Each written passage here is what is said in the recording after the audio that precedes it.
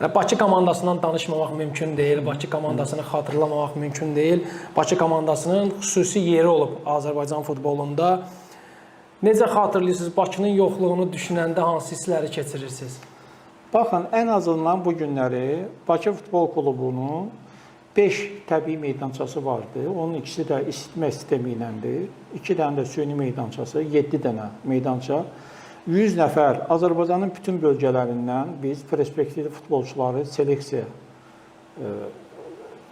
təşkil eləmişdik. Özdəki həmin futbolçuları İspaniyanın və Fransanın akademiyasının ən məşhur Fransanın milli komandasının heyətində oynayan Jorkaif'tan tutmuş, Papen, ondan sonra Atletico Madridin əfsanələri. Onlar hamısı bu uşaqlar seçib bir mərkəzdə biz toplamışdıq və bunlar 100-ə qədər uşaq Bakı Futbol Klubunun akademiyasına qalırdılar, qidalanırdılar və Fransada, İspaniyada, Avropanın ilk beşliyinə daxil olan ölkələrin akademiyalarında bunlar futbolun sirlərini öyrənirdilər. Bu günlər çox təəssüfünə qeyd etməliyik ki, bizim o layihələrimiz yarımçıq qaldı. Ona görə də o uşaqlar, hansı ki biz seçim turları ilə oraya getmişdilər, bir müddətdən sonra maddi çətinlik olduğundan hamısı təzədən yenidən qayıtdılar Azərbaycana. Bax, həmin o uşaqlar, bu baş verirdi 2013, 2014, 2015-ci illərdə, artıq 10 ilə qədər vaxt keçib. Siz təsəvvürləyin ki, o vaxt oraya gedən 14-15 yaşlı uşaq, artıq bu günləri 25-26 yaşlı bir gəncdir. Həmin gənclər bu günləri Azərbaycan Milli Komandasının heyətində nələr etməzdilər? Barını indi görə bilərdi. Əlbəttə ki, sadəcə olaraq o vaxt bizim maddi cəhətdən imkanlarımız tükəndiyinə görə mən nə qədər iş adamlarına müraciət eləsəm də, onlardan xahişlər eləsək də, heç kəs bu layihələrə dəstək vermədi. Ona görə də o uşaqlar hamısı, demək olar ki, bir neçəsi futbolda qaldı. Məsələn, onlardan Mahir Emrəlidir, Namiq Ələsgərovdur və digərləridir. Amma yerdə qalanlar demək olar ki, futboldan uzaqlaşdılar.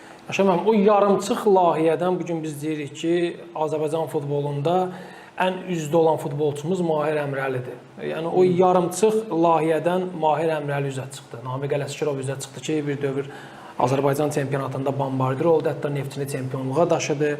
Davam etsəydi, kimləri görə bilərdik? Daha usta futbolçuları görə bilərdik mi? Milli komandamız daha üst səviyyədə ola bilərdimi bu günləri? Baxın, əgər bu günləri o futbolçular ki, Bakı Futbol Akademiyasında var idi, onlar demək olar ki, həmin devirdə biz dəfələrlə Madriddə Atletikanın, Barcelonanın, Real Madridin akademiyaları ilə həmin yaş qrupları oynadılar və mən sizə deyim ki, o 2 dəfə onlar qalib gəldi, 4 dəfə bizim həmin bu gənclər qalib gəldi. İndi hansı ki, bu günlər onlar dünya ulduzlarına çevirdilər, Atletico Madridin, Real Madridin heyətində. Həmin yaş qruplarını bizimkilər 4 dəfə orada qalib gəlmişdilər. İndi həmin o Real Madridin, Atletikanın, Barcelonanın öz yaş qruplarına qalib gələn futbolçularımızın demək olar ki, 99% futboldan kənarda qaldı.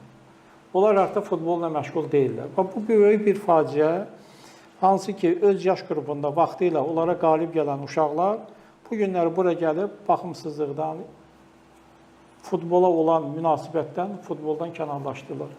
Siz indi baxın, biz onları qoruyub saxlaya bilsəydik, məhz İspaniya səviyyəsində biz böyük bir milli komanda əldə edə bilərdik. Təəssüf ki, bu günləri onu biz təəssüflə qeyd etməliyik ki, həmin futbolçular artıq biz itirdik. Çox təəssüf, hamımız üzülürük Yaşar müəllim. Ümid edək ki, yaxın gələcəkdə biz Bakı, Xəzər Lənkəran kimi komandaları Azərbaycan futbolunda, Azərbaycan futbol sferasında yenidən görəcəyik.